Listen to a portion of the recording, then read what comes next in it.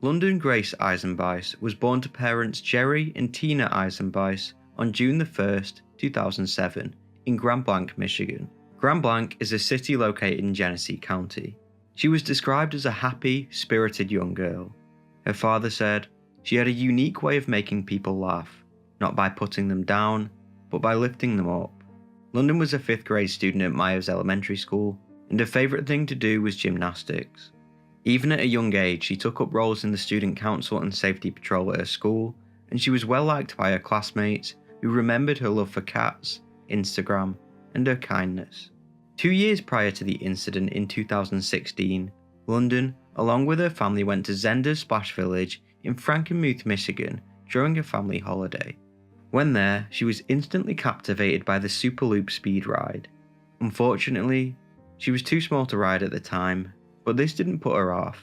She dreamed about riding the slide and would finally get that opportunity in February 2018, when her family finally returned to Zhenders Splash village. Frankenmuth is a massive tourist trap village in Michigan, known for its strong German heritage and Bavarian-style architecture. In June of 2005, the Zhenders Splash Village Waterpark Hotel opened in Frankenmuth to the public. It was designed and built by the Newman Group and quickly became one of the main attractions in the area.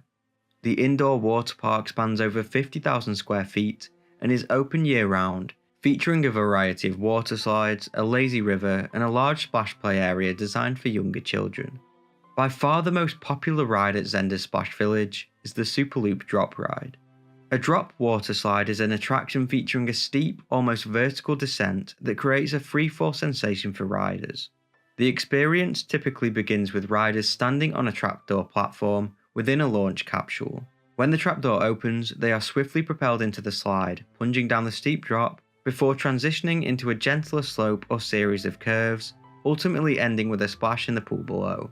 On the Superloop, riders are dropped into a vertical chute, which transitions right into a 360-degree turn. The ride is engineered so the curves are smooth, and it even won 2 awards for the best new water park ride. The slide is 273 feet long, and the minimum height is 48 inches. When London visited the park when she was 8 years old, she was below the height restriction, but when the family returned 2 years later, she was tall enough to ride and simply couldn't wait. On the 27th of February 2018, the now 10-year-old London, along with her sister and parents, visited Zhenders Splash Village during a family trip to Frankenmuth. It was President's Day weekend, and the 2 sisters had begged their parents to take them to the park, in which they obliged. In a video recording, 45 minutes before she got onto the ride, London tells the camera, "We're going to get some footage of the water slides, so stay tuned for more videos." Once the family arrived at the park, London and her father headed straight towards the Superloop drop slide, where she got into the queue. It was reported that she was very excited and could not wait to get on. Her mother Tina did not go with them and instead waited back for them to return. At 5:20 p.m, London finally got to the front of the queue, stepped inside, and braced herself for the fall. The trapdoor opened and she was sent down with a scream and smile on her face. However, at the end of the slide, she exited unconscious. The lifeguard at the bottom of the slide immediately knew something was wrong and pulled London out of the pool. He then placed her on a dry area on the side. An eyewitness saw this unfold and told the lifeguard that she was a physician certified in cardiovascular life support and offered to perform CPR on the girl as they waited for emergency services. However, this offer of assistance was refused by the employees at the park. Shockingly, it took the employees over 10 minutes to call for assistance, which did not arrive until 5:37 p.m, 17 minutes after she went down the slide. Meanwhile, her mother Tina had heard a whistle go off as children were being evacuated from the pool area. She said, "I was like, oh, there's probably some kids messing around. But within maybe minutes, I started to see women look terrified. One woman was walking with 2 children, grabbing them. She said, 'Somebody's drowned over there.' I kind of got nervous." Tina walked over to the slide area, where she was met with a horrific scene. She said, "Jerry was looking down, and there were sheets up, and I knew it was one of my kids. It was an awful thing." The medics put London into an ambulance. She was unconscious and not breathing. In the ambulance, the medics managed to get her breathing again, but sadly, She never regained consciousness. She died in February of 2018 at the University of Michigan's Hospital's intensive care unit. It was confirmed in the aftermath that London's cause of death was cardiac arrest and respiratory failure with anoxic brain injury. Media headlines read that the girl literally died from excitement. What makes this story more tragic is that absolutely no one even knew that London had a heart condition in the first place. While she was in the hospital, doctors found out that she had a heart condition known as QT syndrome, which can cause irregular heartbeats. Most people with QT syndrome don't know they have it until it's too late. Whilst in the hospital, London once more went into cardiac arrest and suffered brain damage, ultimately resulting in her death. Her mother said, London looked at her dad, gave 2 thumbs up and smiled, went down the slide and came out in cardiac arrest. The excitement threw her rhythm. The slide she went down has a heartbeat sound at the top that my husband said made it even scarier. Who would have ever thought she would come out the bottom without one? The parents of London were rightfully angry that park staff didn't react in a better way, and a year after her passing, they filed for a wrongful death lawsuit against Splash Village. The lawsuit stated that Zhenders Splash Village claimed its lifeguards were certified by the American Red Cross in first aid, CPR, and emergency oxygen administration, but in reality, they had no idea what to do.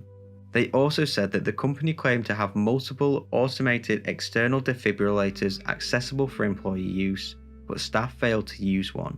If they had used a defibrillator quicker, her life would have been saved.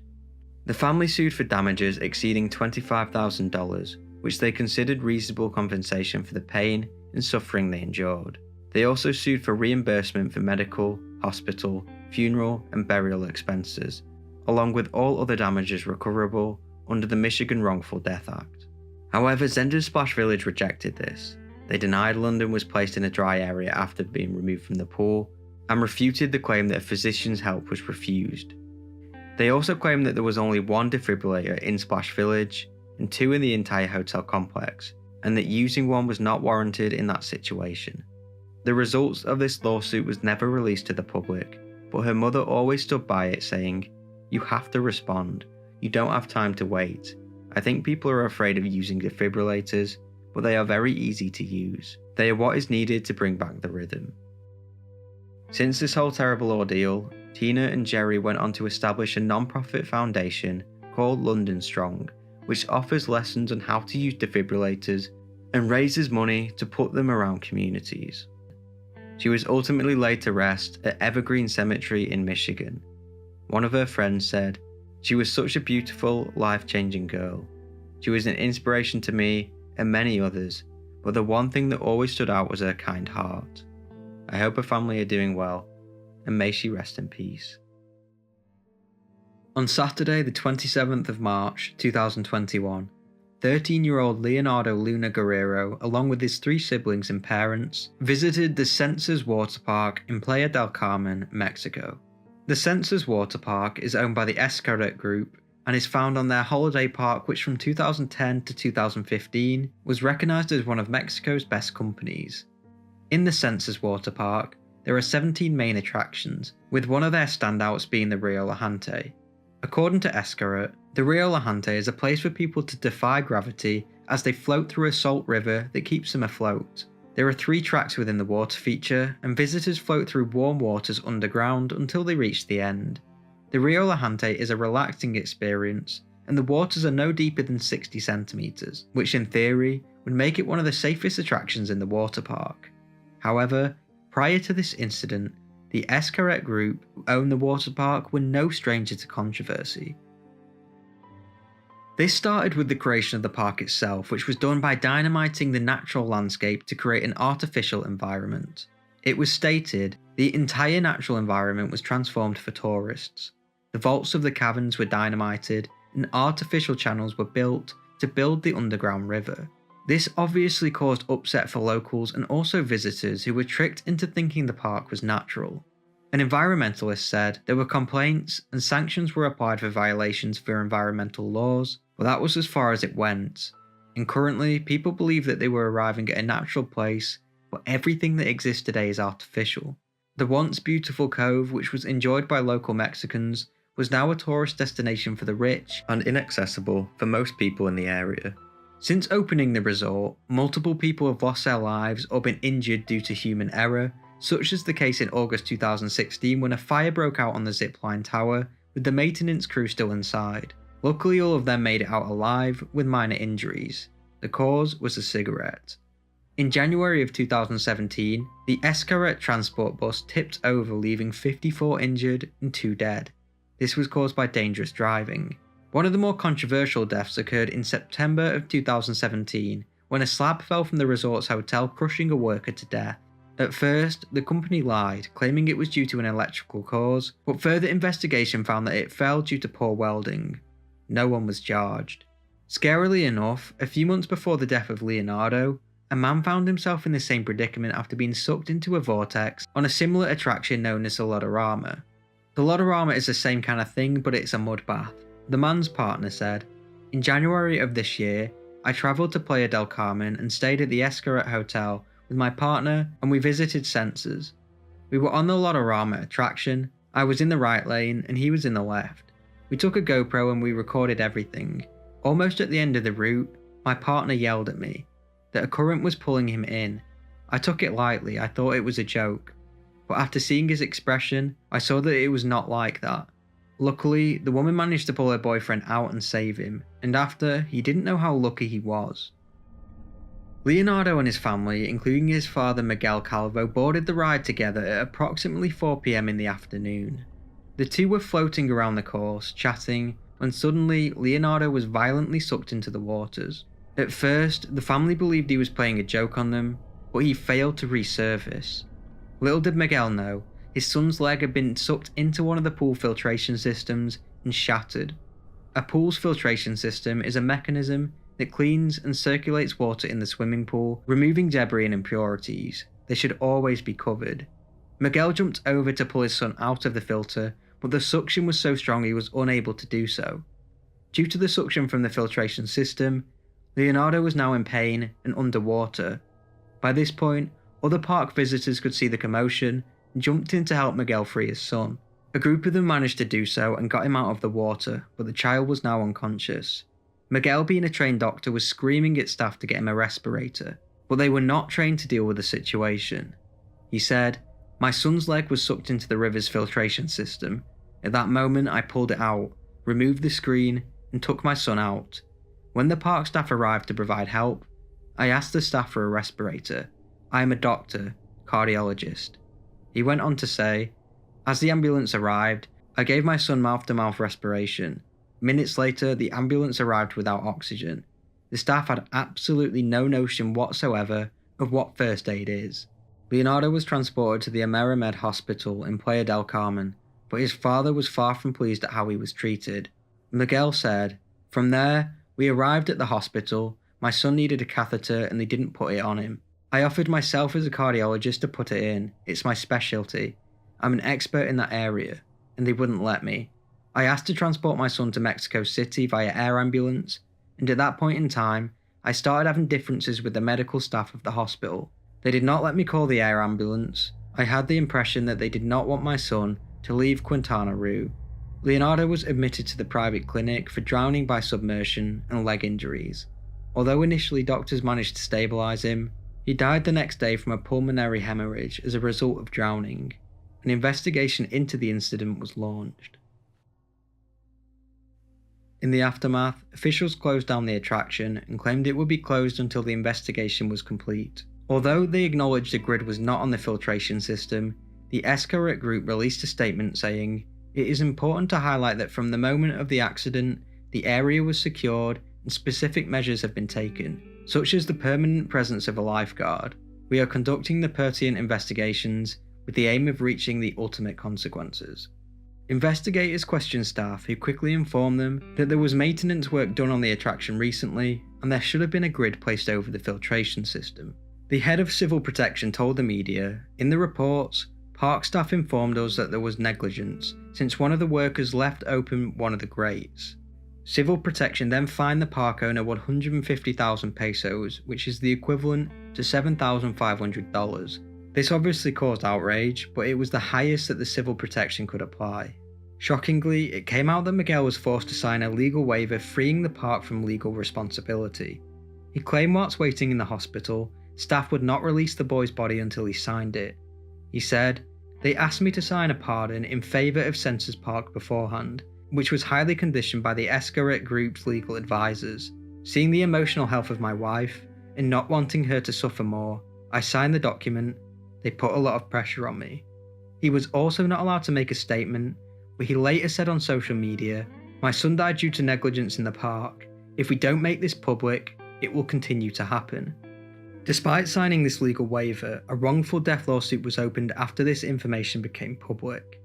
9 months after the lawsuit was filed, a reparation agreement was signed by the park and Leonardo's parents. It is unclear what deal they agreed to, and no one was charged in relation to the boy's death. Rio Lajante has since been reopened to the public. Unfortunately, as every source for this was in Spanish, I was unable to find any further details. May Leonardo rest in peace. Liseberg is Sweden's largest and one of Europe's oldest amusement parks, situated in the city of Gothenburg, known for its beautiful old town and canals. The park, founded in 1923, attracts nearly 3 million visitors each year and is a cherished Swedish attraction. In 2020, as part of the park's anniversary project, they decided to expand and a water park was commissioned to be built, setting up the foundation for the Oceana Water World. Liseberg's Oceana Water World was part of a large-scale expansion plan aimed at enhancing the park's offerings, with a top-tier water park aimed at people of all ages. The construction of the park followed the successful opening of the Grand Coriosa Hotel, another new addition to Liseberg's complex.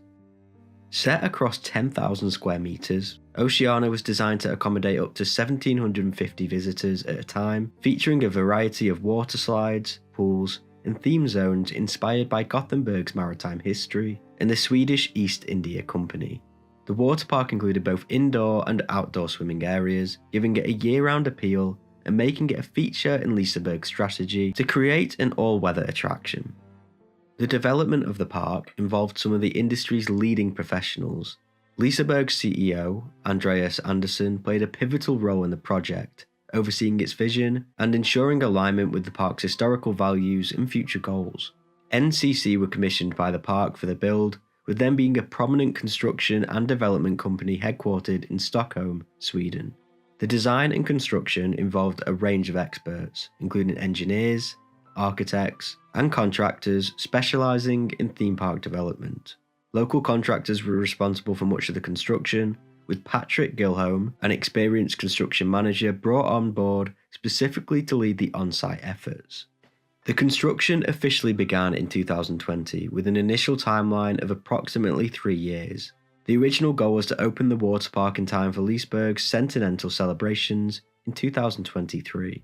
However, various challenges, including delays likely related to the global pandemic, pushed the timeline back slightly. By early 2024, the project was in its final stages, with installations largely complete and finishing touches being applied to several areas. The wave pool was already operational in test phases, and many of the slides and water attractions were in place, awaiting safety inspections and final adjustments. Despite minor delays, the project was progressing well, and Liseberg anticipated a successful opening in the summer of 2024. The team, under the guidance of Andersson and Gilholm, had managed to keep the project largely on track, with the final steps just around the corner. However, unbeknownst to everyone involved, everything was about to come crashing down in horrific circumstances. On the morning of February the 12th, 2024, the day began much like any other for the team at Oceana. Construction crews and project managers arrived early, ready to continue with the final phases of the park's build. Spirits were high as the team worked methodically, ensuring that everything was on track for the much anticipated opening. The usual sounds of machinery filled the site, and workers were focused on adding the final touches, refining structures, and conducting last-minute tests. As the morning progressed, however, an unusual smell and faint smoke were noticed by several workers near one of the outdoor sections. Initially it seemed minor, perhaps a small equipment malfunction or a misplaced spark, but within minutes, the smoke thickened. The team attempted to locate the source, but the fire rapidly intensified, flames spreading quickly from one area to another. It became evident that this was more than a minor incident as the blaze grew, fueled by the flammable materials stored nearby. Shortly after the fire began, the situation escalated further with a series of loud explosions echoing across the site, with the main explosion being caught on camera. These explosions were believed to stem from the construction materials on site, adding a new level of danger to an already critical situation. The blast sent debris flying, intensifying the flames and creating a chaotic scene as emergency services arrived. The fire's swift escalation left little time for an organised response. Panic ensued as alarms blared and workers scrambled to evacuate the site. Fire Officer Joachim Hallenberg said, "When we arrived, we were met by a fire inferno. When it blew, the visibility went to zero in a fraction of a second." Hallenberg, who had been a firefighter for 22 years, went on to say, "The fire development was unlike anything I have ever seen before." Firefighters worked tirelessly to contain the fire, but the severity of the blaze and the structural instability of the nearby completed buildings made it anything but easy. In response to the escalating danger, authorities made the critical decision to evacuate nearby facilities. This was to ensure the safety of guests and staff. The Grand Curiosa Hotel, situated adjacent to the construction site, was swiftly evacuated along with other areas of the Liseberg amusement park. For nearly 2 days, the dedicated responders battled the fire, facing the dual challenge of intense heat and the constant threat of additional explosions. As the fire raged on, the blaze spread from the outdoor sections to various key attractions, including the water slides and expansive play structures within the park. Firefighters deployed both ground and aerial water hoses to douse the flames and cool nearby areas, carefully targeting the fire's most active spots to prevent further spread. Structural engineers on site guided the responders around areas at risk of collapse, which allowed firefighters to tackle the blaze from safer positions. Additionally, specialized foam was used on sections with highly flammable materials to suppress potential flare-ups. After nearly 2 days of intense firefighting and careful containment measures, the team managed to extinguish the last of the flames, stabilizing the site for further inspection and recovery efforts. Despite the chaos, the well-coordinated evacuation prevented a higher number of casualties, though 16 individuals sustained minor injuries and were treated for smoke inhalation. However, throughout this harrowing ordeal, Patrick Gilholm remained a focal point of concern. As the construction manager, his absence was immediately noted, and extensive search efforts were launched to locate him amidst the devastation. Tragically, it was only after the flames had been brought under partial control and the most dangerous sections had been stabilised that Patrick Gilholm's remains were discovered within the charred remains of the site. Firefighter Jonas Strand said, "I am incredibly happy and grateful that all colleagues and NCC staff that we entered with are okay, but we are also of course saddened that a man did not come home that day." After the fire was finally brought under control, investigators opened their case into how something so horrific could possibly unfold. The investigation into the fire at the Liseberg's Oceana Waterworld was conducted by the Swedish Accident Investigation Authority, in collaboration with local fire officials.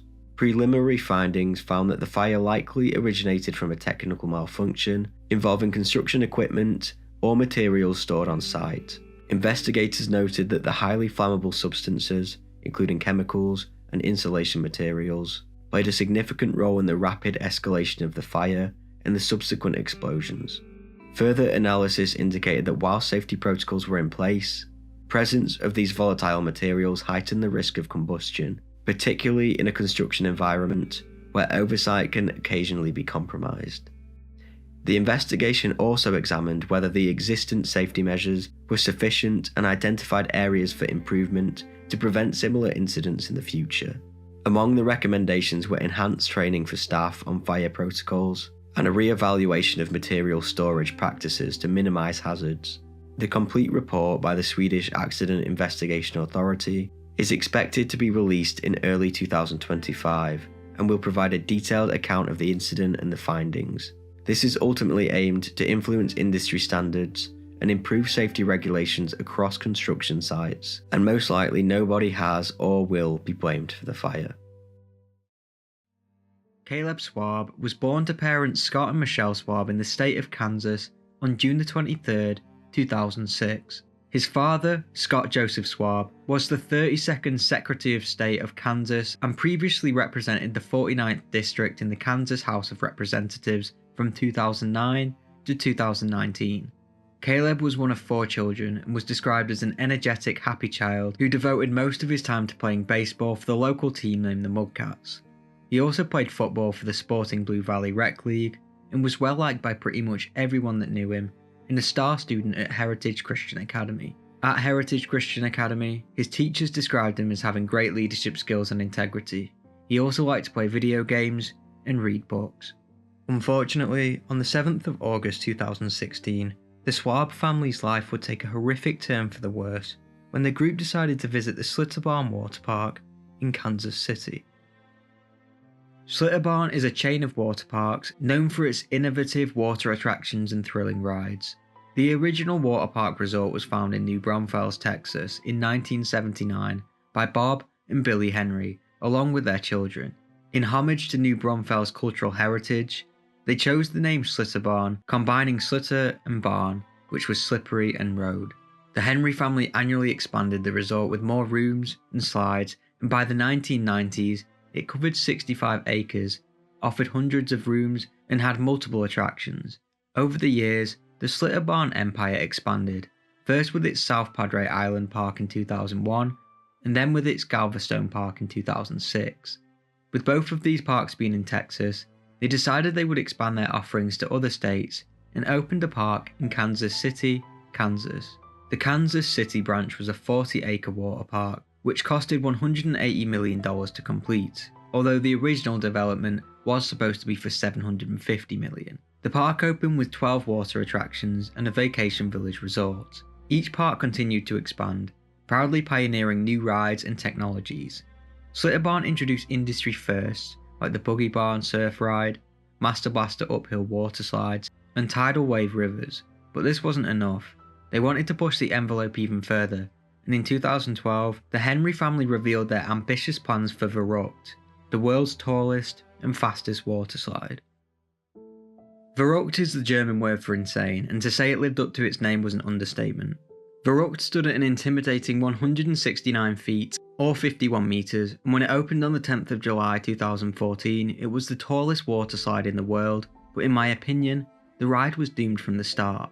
The idea was conceived in 2012 by Schlitterbahn owner Jeff Henry and his partner John Schooley, who wanted to boost attendance at the Kansas City Park after its subpar launch a few years earlier. John Schooley was also a designer who had worked on slides in the past. He stated, "We pretty much built the ride in-house, from start to finish, with some outside consulting from safety experts and engineers. The foundation of the slide structure consisted of a steel tower, which had to be carefully assembled and engineered to support the immense height. A system of ladders and stairs was built to allow riders to access the top platform. Verrückt featured an almost vertical drop, providing a thrilling experience for riders. The design faced challenges during early tests, as sandbags used as dummies for people gained excessive momentum on the first drop, catapulting far beyond the second bump. This prompted Schooley to make significant design adjustments which forced them to tear down most of the slide and start again. They redid the ride completely, however many were skeptical. People who tested the ride said it never worked well and always felt dangerous. Rafts would get stuck, people would get hurt, and according to one man, it was only a matter of time until someone died on Verrückt. A safety consultant even warned Henry that Verrückt was incomplete and unsafe before its planned opening. Despite this, Verrückt opened to the public on the 10th of July, 2014. As the park's website stated at the time, adventure seekers will be able to share this experience as they strap into a 3-person raft that will slide down a jaw-dropping 168-foot, 7-inch structure, only to be blasted back up a second massive hill and then sent down yet another gut-wrenching 50-foot drop for the ultimate in waterslide thrills. On a sunny and warm August 7th, 2016, Caleb Swab attended the park with his father, Scott, his mother Michelle, and 3 brothers. Scott was a state legislator, and Slitterbarn was offering free admission for Kansas elected officials and their families, so the group decided it would be a fun day out. Caleb was very excited to try out the ride, which by now was a fan favourite in the park. Once the family arrived, Caleb along with his brother Nathan wasted no time and ran towards Verrückt to line up. Scott said to Caleb, "Look at me, brothers stick together," and they headed off, unknowing this would be the last thing he would ever say to his son. Caleb reached the height requirements, but at the top, the two brothers were split up onto different rafts to reach the weight requirements. Nathan went down first without a problem and waited at the bottom of the ride for his brother to come down. Caleb then boarded his raft with two sisters he didn't know who was sat behind him. The ride began and the group went down. They went down the first hill reaching a speed of 70 miles per hour. On the second hill, the raft became airborne, causing Caleb to fly out of his seat. Unfortunately, Caleb flew into the net above, hitting the support hoop. This resulted in his instant death. His brother watched on below in horror, screaming. He ran to a worker and said, "I just saw my little brother die because of one of your attractions," before running off to find his mother. The park called emergency services and immediately closed off the area. After his parents heard of the news, they ran to the slide but were held back by park employees and members of the public. The other two women survived with injuries including a broken jaw and bone fractures. The park was then shut down for the day and an investigation was launched. After the incident, the park closed down for 3 days and the slide remained closed indefinitely. Initially, investigators were uncertain about the cause of Caleb's death on the ride. The incident appeared to be an unforeseen and rare accident. However, as investigators interviewed park employees and past riders, it soon became clear that it really could have been avoided. Investigators looked into the creation of Verrückt and highlighted what we covered before with the test rafts often flying off. They also learned that this was still a problem even after the recreation of the ride. They simply just put netting over the top to fix it. It also came to light that the state of Kansas allowed water parks to be self-inspected, basically meaning the construction and safety testing was entirely done by the park and not an external government body. Investigators and detectives from multiple agencies arrived at Slitterbarn. A detective interviewed Tyler Miles, the park's director of operations, who claimed no knowledge of complaints on Verrückt. However, investigations revealed that employees had to file op reports with hidden problems. They found that 11 customers reported injuries on Verrückt between August 31st, 2014 and August 5th, 2016. This included incidents of rafts going airborne and causing head, neck, and back injuries. This is something Miles never mentioned. Miles also ignored maintenance reports about brakes, even when managers informed them to fix them. Jeff Henry, John Schooley, and the general contractor Henry & Sons Construction faced second-degree murder charges after a thorough investigation into the accident. Additionally, manager Tyler Miles was charged with manslaughter for concealing previous accidents at the park. In 2017, the Schwab family settled with the park for a sum of $20 million, and Scott used his power as a state representative to work on creating stronger regulations at amusement parks in Kansas. At this point, the case was still ongoing against the three men. It was clear negligence played a part in Caleb's death, and officers agreed. However, in 2019, all charges were dropped against the three men, as Judge Robert Burns stated due to the lax regulations in Kansas, the men hadn't broken any safety laws. The judge said, "The state's expert witness repeatedly referred to an engineering standards that were not required under Kansas law at the time Verrückt was constructed, and that the same expert improperly referred to another death that occurred at Slitterbarn Waterpark in Texas in 2013. Quite simply, these defendants were not afforded the due process protections and fundamental fairness Kansas law requires." The park would later take down the slide, and that would be the end of Verrückt. A week after his death, friends and family assembled at Life Mission Church in Oath, Kansas, where Caleb's parents and three brothers were active members, to mourn his passing in a public service. His father spoke at a funeral saying, "When my kids were born, Nathan was my pleasure, Caleb was my joy, Alex was my delight, and Isaac was my treasure. We've lost Caleb, my joy, but we'll get it back." The room was full of Caleb's friends from various parts of his life, including the Mudcats, who paid tribute to his character. It was a fitting send-off which remembered Caleb for who he was and the impact he had on the world, and may he rest in peace. Formosa Fun Coast, located in the Bali district of New Taipei City, was once one of Taiwan's most well-known water parks. The park operated primarily during the summer season and featured standard water attractions. It was also known for hosting occasional concerts and large-scale events on dry land within its premises, often organised by outside promoters. In 2015, Formosa Fun Coast was leased to multiple third-party event organisers to generate additional revenue during peak season. One of these was Colour Play Asia, a promotional group behind a series of colour powder parties inspired by colour festivals in India. Their June 27th event, titled Colour Play Asia Party, was held on the park's drained main pool area. It featured electronic dance music, stage performers, and bursts of coloured cornstarch powder sprayed over the crowd using compressed air canisters and handheld devices. In the weeks leading up to the event, neither the park operators nor the event organisers appeared to have conducted adequate risk assessments. There was no clear fire safety plan in place for the type of materials being used. Fire extinguishers were present but limited, and no water sprinklers or protective measures had been installed in the performance area. The cornstarch powder, when suspended in the air in large amounts, was highly flammable, a fact that was well documented in industrial settings, but seemingly overlooked in the context of this party. Despite these risks, the event was approved by local authorities. No major safety objections were raised, and ticket sales went forward without incident.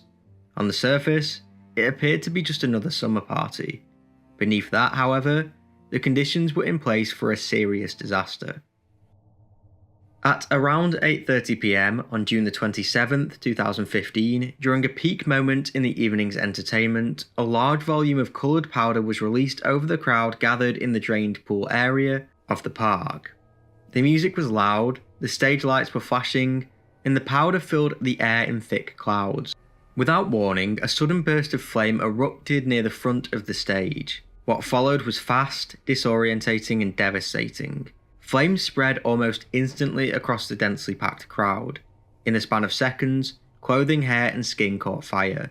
People screamed and tried to run, but the combination of panic, smoke, and limited space made escape difficult. Some were knocked to the ground and trampled. Others were frozen in place, unable to comprehend what was happening. The fire burned out quickly, but the damage was immediate and severe.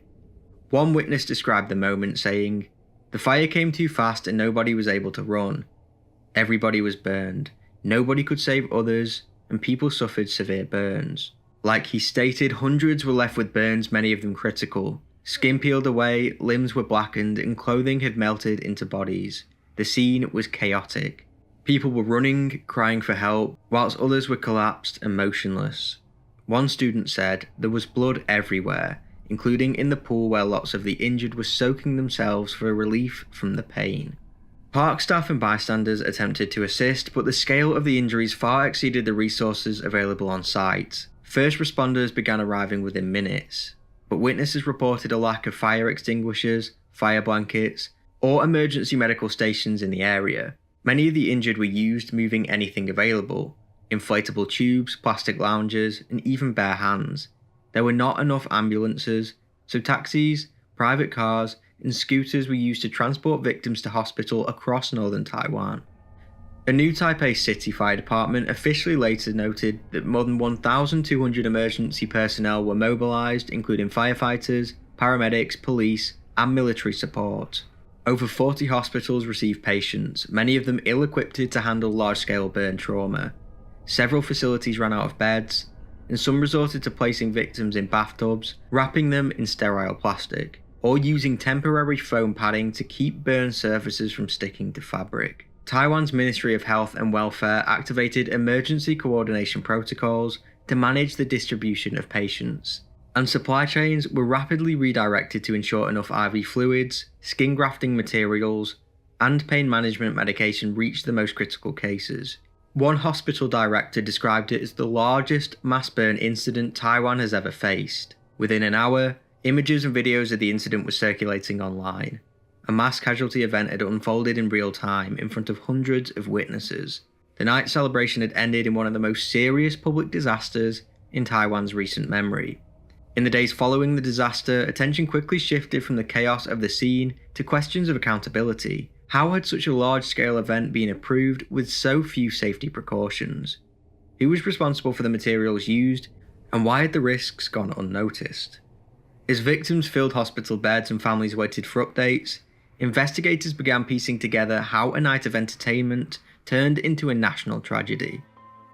More than 500 people were injured in the fire, with 15 ultimately dying from their burns, some after months in intensive care. Most of the victims were young, in their teens or early 20s, attending what they thought was a harmless event.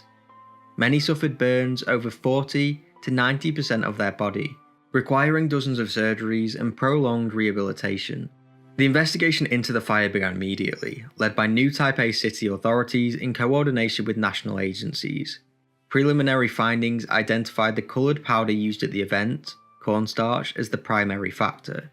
This cornstarch created a suspended dust cloud that ignited upon contact with stage lights. A new Taipei City Fire Department task force concluded that the 200-watt beam lights had surfaces over 400 degrees Celsius, hot enough to set the powder alight. The official inquiry also ruled out other ignition sources, such as lighted cigarettes, as they did not reach sufficient heat to start the blaze. Approximately 3 tons of cornstarch had been sprayed into the area, creating all the conditions necessary for an explosion. Organisers had neither permits for combustible materials nor consulted fire experts. Colourplay Asia and its staff were charged with negligence. Founder Lu Chung-chi was sentenced to 4 years and 10 months in prison, but that wasn't all. At least 5 people connected to the event, including event staff and powder technicians, were detained and faced charges.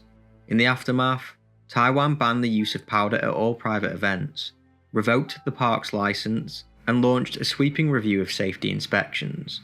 Survivors faced long, painful recoveries. Many underwent multiple grafts and rehabilitation. One CNN report detailed how reconstructive teams worked around the clock, redistributing skin from national banks to cope, and over $30 million was raised for the victims. Compensation was also distributed to the families affected. Like many disasters I have covered on this channel over the years, this fire was not just a tragic incident, but the result of severe systemic failures and safety oversight. What began as a night of music and lights turned into one of the worst mass casualty incidents in Taiwan's history, leaving hundreds scarred, both physically and emotionally. Survivors continue to carry the weight of that night, many traumatized for life. A truly horrific case that could have been prevented. I hope everyone involved is managing to do better today if possible. Cooling off in the waves of a water park. Millions of us do it this time of year as the hot weather hits. But for one group of high school seniors, the thrill of a water slide turned into a terrifying lesson on what can happen if you go overboard with the fun and games, and rules about safety, even seemingly minor ones, aren't followed. On the 2nd of June 1997, a long, fun day at Concord Waterpark was coming to an end for the seniors of Napa High School when a group of them decided they were going to uphold the school tradition of what was known as clogging before they left. The idea was a sure way to get kicked out of the park, and seniors had been doing it for years, so why not do it themselves? The idea involved clogging the water slide, causing a massive pile-up before shooting into the waters below together. Little did they know, what was to come would be anything but a joyous memory, more of a nightmare that continues to haunt many of them to this day. The beginning of June marked the ending of the school year at Napa High School, a comprehensive high school located in Napa, California. For the seniors, who were between ages 17 and 18, it would be their last year at the school, so as always, the school would take the students to the water park. Although they did this every year, this was the first year that the pupils were taken to the Concord Waterpark, which was also in California. Today it is better known as the Six Flags Hurricane Harbor, but when the park opened in 1995, it was named the Waterworld USA Concord Waterpark. The park spanned over 20,000 square feet and proved to be very popular, with people travelling all over the USA to go. The park would close during the winter, and when it would open with a new attraction. The newest addition in 1997 was the Bonsai Pipeline. The Bonsai Pipeline is described as being a thrilling, rushing water slide tower featuring 3 unique slides that twist, turn, and spin guests down more than 3 stories. For the students of Napa High School, one of these slides was the perfect place to execute their plan. They knew what they were going to do would get them kicked out of the park, so they waited until the end of the day. As soon as they heard the call to return to the school bus, the students made their way to the Banzai pipeline.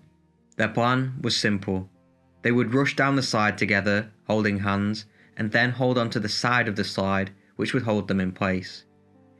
More and more students would come down, resulting in a massive pile-up before letting go, and all going down into the pool below together. It was now 2:45 p.m, and over 30 pupils had run towards the top of the slide. The group completely ignored the warnings of the lifeguard, who was unable to stop them, and one by one, they made their way down the slide, only they never made it all the way down. As the 33 seniors piled down the slide, which was only meant for one person at a time, it began to crack. Alinda Franco, who was one of the last ones to go down, recalled the moment she knew something was wrong. She said, "The sound of fiberglass cracking is ingrained in my mind forever. I remember starting to fall and trying to grab onto something. It was like the platform was just an arm's length away, but I couldn't reach it.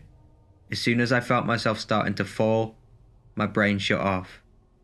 After the fiberglass cracked, the slide suddenly burst open, which sent the 33 students plummeting 40 feet to the concrete below. Bodies were falling out of the sky, which spilled blood all over the concrete and into the waters. It was a truly horrific sight. Many of the students also banged into wooden support poles on the way down and fell on top of their fellow classmates. In seconds, 33 students were lay on the floor as workers rushed to their aid. They were crying and screaming for help. One witness said, "It was just horrible. All the kids were covered in mud and blood." Emergency services rushed to the scene and rescue crews evacuated the injured to the hospitals. Many of them were concussed, had broken bones, and were bleeding profusely. Quite remarkably, out of the 33 that fell, only one of them passed away. 18-year-old Quimby Gotti was the last to go down. Sadly, as she fell, she smacked her head off the concrete and died on the way to the hospital. Quimby was described as a gentle and kind girl, the type of person that you would go to for advice. After the incident, the park was closed and an investigation was launched.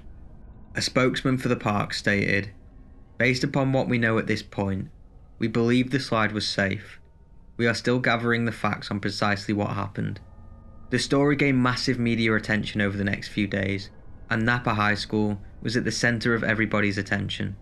The investigation showed that the weight of the seniors on the slide was over 4 times its capacity, which caused it to break.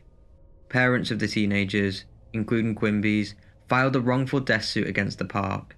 They had claimed that the slide was too weak, and park security was insufficient to prevent the disaster. Additionally, they charged Napa High School authorities with failing to interfere after reportedly overhearing the children discussing what they were going to do. Although investigators found no fault and the park maintained its innocence, Concord Park paid approximately $4 million to the families affected. $1.7 million of this went to Quimby's family. Personally, I don't understand why they were made to pay $4 million, but from what I could find, they didn't want the stress of going to trial. In my opinion, this wasn't the park's fault at all, wasn't the ride designer's fault or the lifeguards, and they shouldn't have had to pay a thing.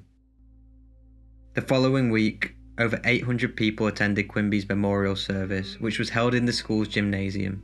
Many of her friends, still in crutches and wheelchairs from the week before.